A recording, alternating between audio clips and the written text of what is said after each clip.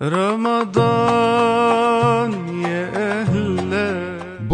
pensent qu'il suffit de savoir lire l'arabe pour comprendre toutes les subtilités du Coran. Ou qu'à l'inverse, une personne qui ne parle pas l'arabe est incapable de saisir les textes religieux, même si on lui explique. Mais est-ce vraiment si simple ? Aujourd'hui, on va vous expliquer avec clarté et pédagogie la différence entre les paroles explicites et non explicites du Coran. Et comment, en tant que musulman, il faut aborder et comprendre ces questions essentielles.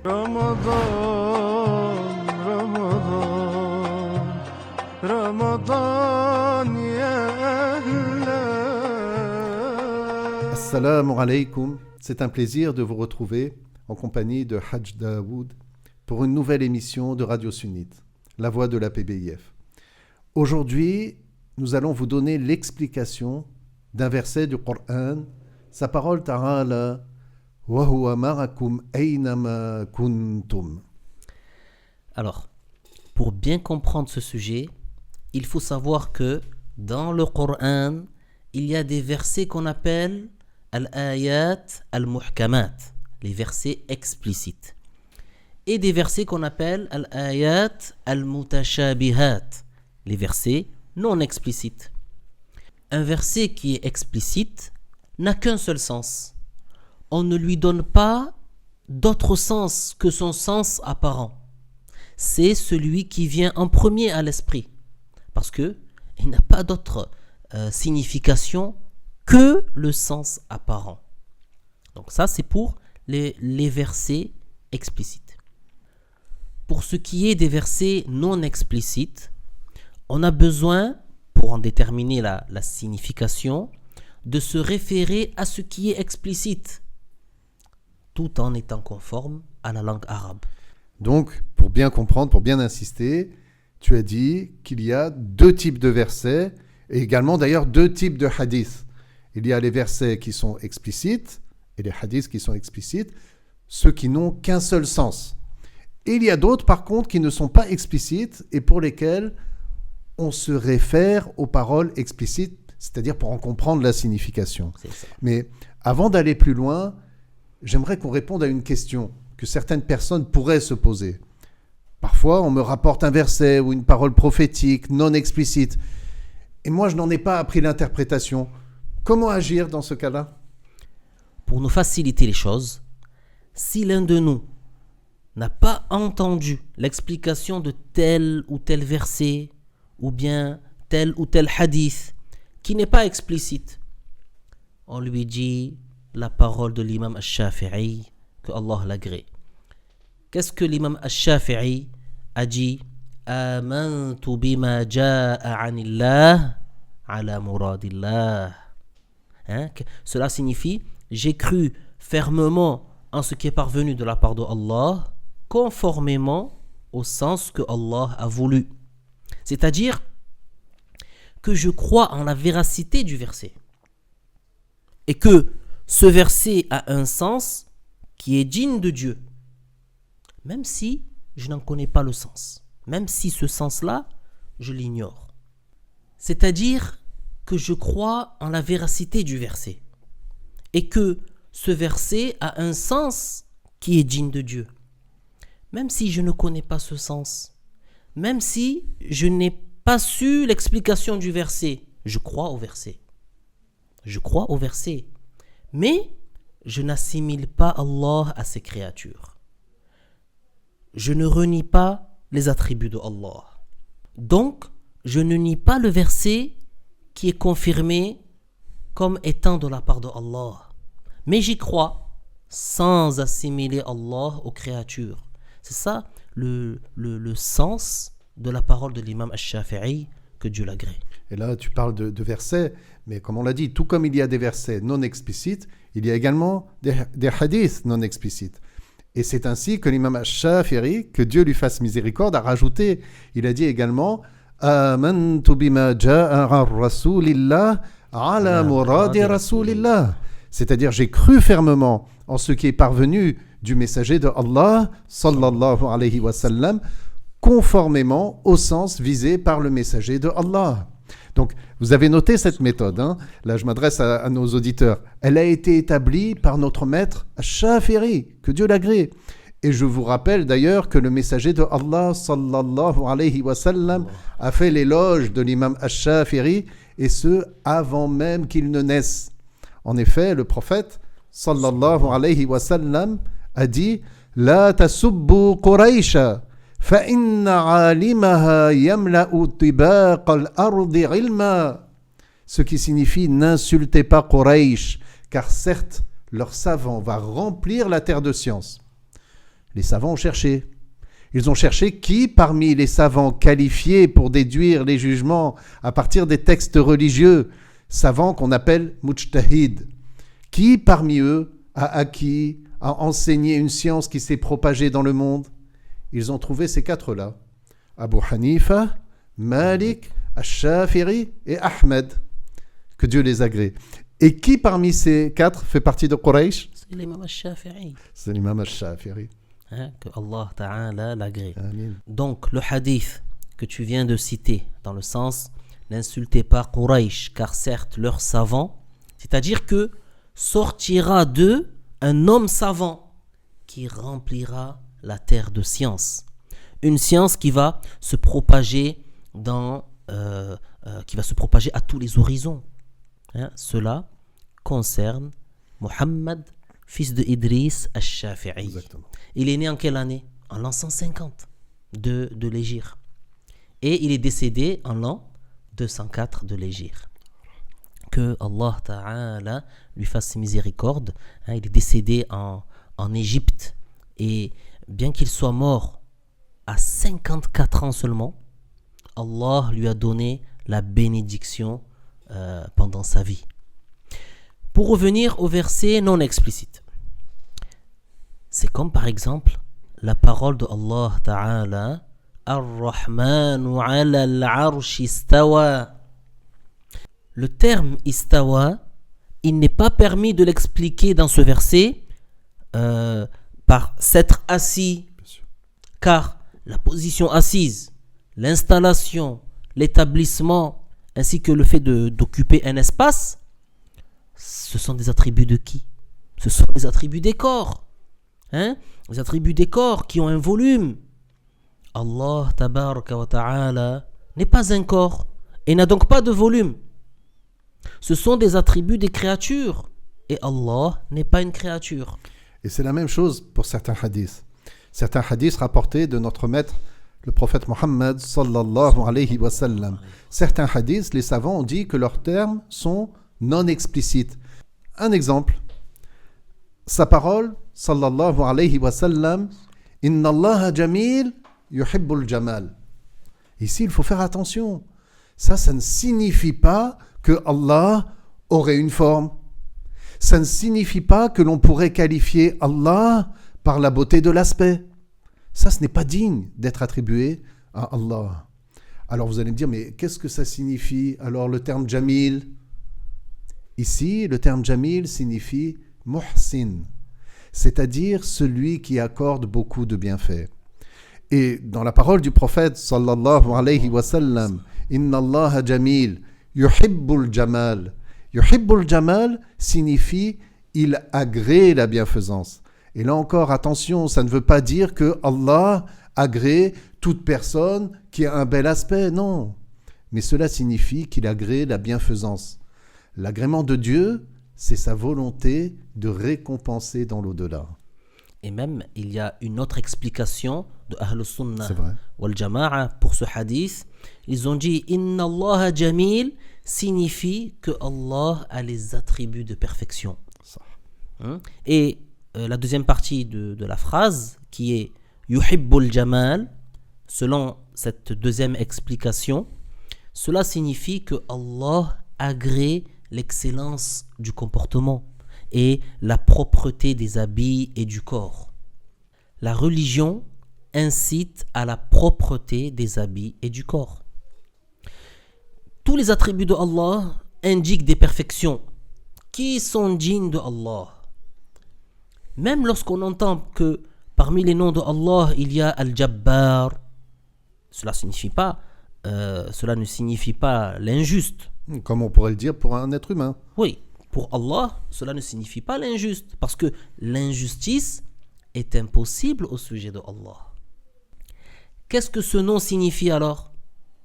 Cela signifie celui qui comble les besoins de ses créatures. On dit par exemple, Allah yajburu faqrak, c'est-à-dire que Dieu comble tes besoins. C'est-à-dire que toi, par exemple, si tu es pauvre, j'invoque Allah Ta'ala pour qu'il fasse que tu ne sois plus dans le besoin. Et c'est le même principe pour d'autres noms de Allah. Il faut faire attention. Lorsqu'on entend, par exemple, que parmi les noms de Dieu, il y a Al-Mutakabbir. Attention, cela ne signifie pas qu'il serait orgueilleux, dans le sens de quelqu'un qui prend les autres de haut, qui rejette la vérité énoncée par autrui, tout en sachant que c'est la vérité, et qui méprise les gens. Non, pas du tout. Alors, que signifie le terme Al-Mutakabbir, qui fait partie des noms de Dieu? Il signifie Al-Azim, c'est-à-dire celui qui a la puissance. Tous les noms de Dieu indiquent la perfection. Non. Donc, si tu veux bien, on va revenir au verset qu'on a mentionné, que tu as mentionné au début de l'émission, et on va donner l'explication, à savoir le verset Wa huwa ma'akum aynama kuntum. Ce verset veut dire que Allah sait toutes choses. Allah Ta'ala sait toutes choses par sa science. Où que vous soyez, Allah sait tout de vous. Cela ne veut pas dire que là où vous seriez, Allah serait au même endroit que vous. Ce n'est pas comme l'ont prétendu certains, Allah est avec nous dans tout endroit, en réalité, et non pas au sens figuré et à tout moment. Et ça, cette parole, c'est ce qu'a dit Sayyid Qutb, le leader du groupe extrémiste appelé Hizbul Ikhwan. Maintenant qu'ils ont pris conscience de son danger, certains se mettent à dénoncer ce groupe comme étant un parti extrémiste, un groupe extrémiste. Mais le cheikh Abdullah, que Allah lui fasse miséricorde, a mis en garde contre ce groupe depuis plus de 60 ans. Il a indiqué que les savants doivent mettre en garde contre ces personnes déviées et contre leurs idées contraires à l'enseignement prophétique. Donc, parmi les paroles contraires à l'islam que cet homme, Sayyid Qutb, a dites, il y a cette parole que l'on vient de rapporter de lui.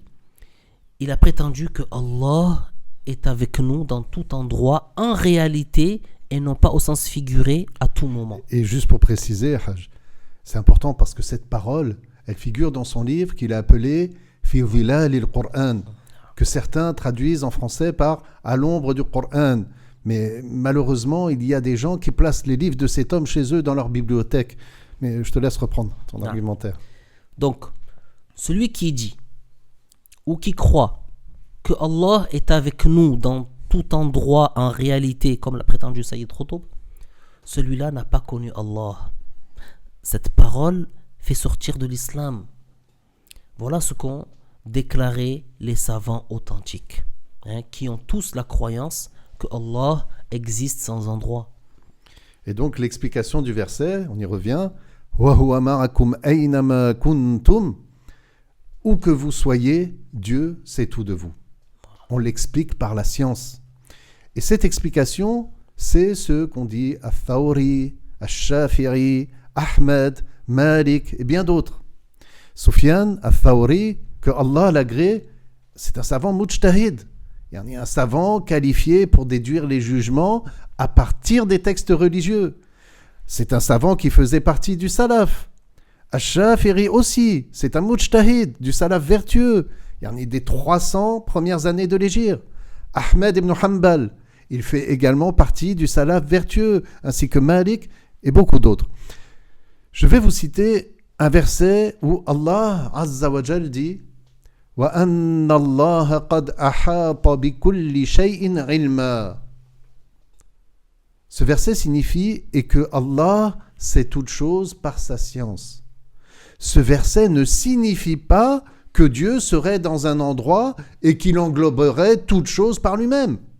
Donc qu'est-ce qu'on voit? Il faut donc interpréter le verset « Ala innahu bi kulli shay'in muhit » par autre que le sens apparent du mot « muhit ». Ce verset ne signifie pas que Dieu nous entoure comme une sphère entoure ce qu'il y a à l'intérieur, non. Mais le sens est que Allah sait tout par sa science. Il sait plus de nous que ce que nous savons de nous-mêmes. C'est de cette manière qu'on s'exprime lorsqu'on parle de Allah.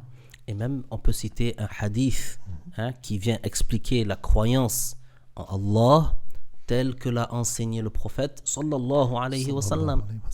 Ce hadith est Irba'u ala anfusikum fa innakum la tad'una asamma wa la ghaiba innama tad'una sami'an qariba.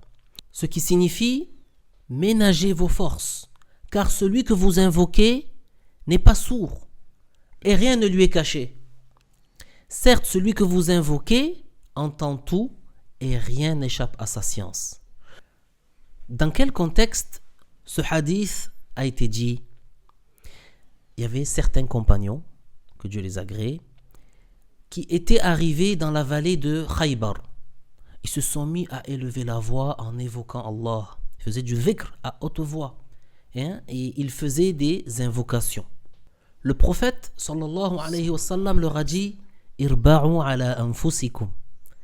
Cela signifie ménagez vos forces. C'est-à-dire ne vous fatiguez pas. Que vous éleviez la voix ou pas, Allah vous entend.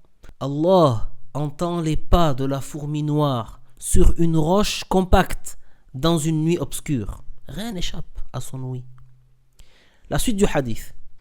فَإِنَّكُمْ لَا تَدْعُونَ أَصَمَّ. Cela signifie car certes celui que vous invoquez n'est pas sourd. Allah Ta'ala a pour attribut l'ouïe. Mais son ouïe n'est pas comme la nôtre. Son ouïe n'est pas avec un appareil auditif. Ce n'est pas avec une oreille. Allah entend sans organe, sans oreille ni tympan. Wala ra'iba. Cela signifie et rien ne lui est caché. C'est-à-dire que rien de votre état n'échappe à Allah.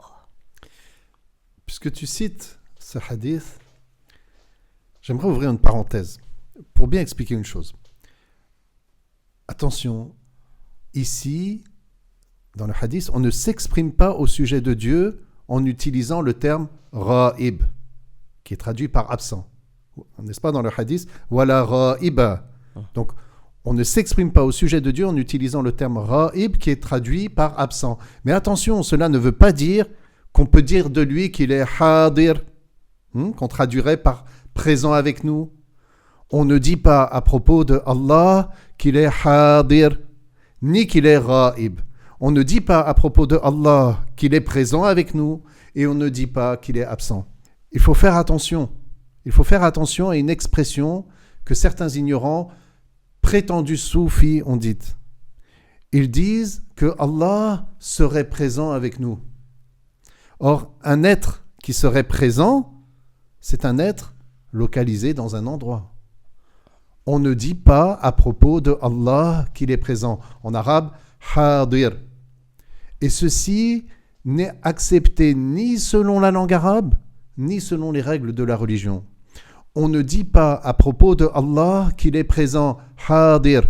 Mais qu'est-ce qu'on peut dire? On peut dire en arabe, comme c'est parvenu dans le hadith, qu'il est qarib. C'est-à-dire qu'il sait de nous, qu'il sait tout de nous, et non pas qu'il serait proche de nous physiquement. Mais on peut dire en arabe qu'il est qarib. C'est-à-dire qu'il sait tout de nous, et non pas qu'il serait proche de nous physiquement. Et on dit qarib au sujet de Allah. Pourquoi? Parce que lui-même a mentionné cela.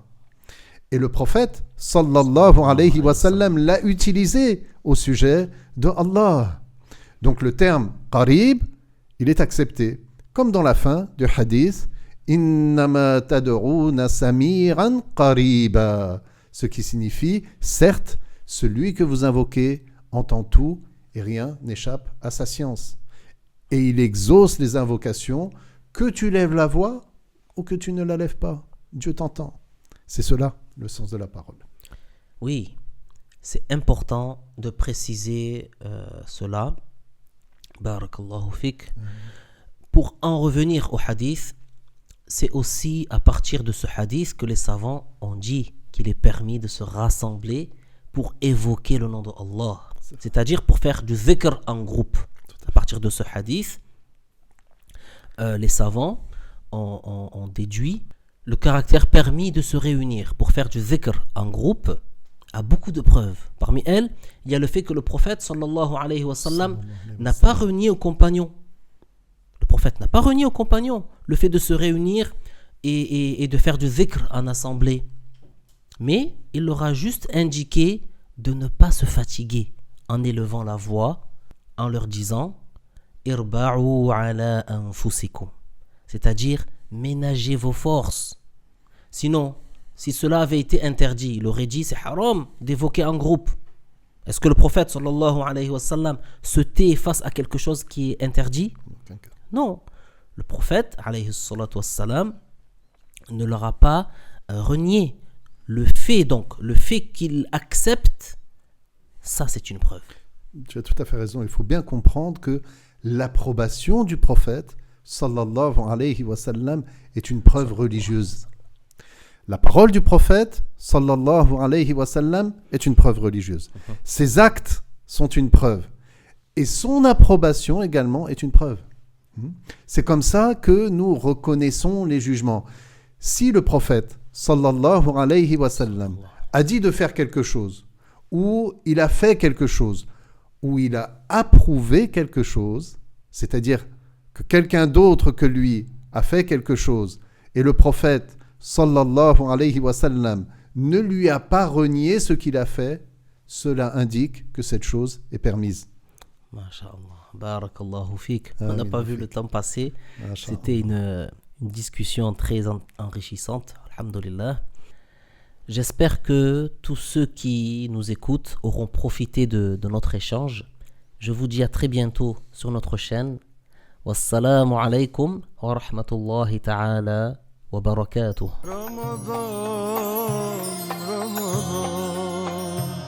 Ramadan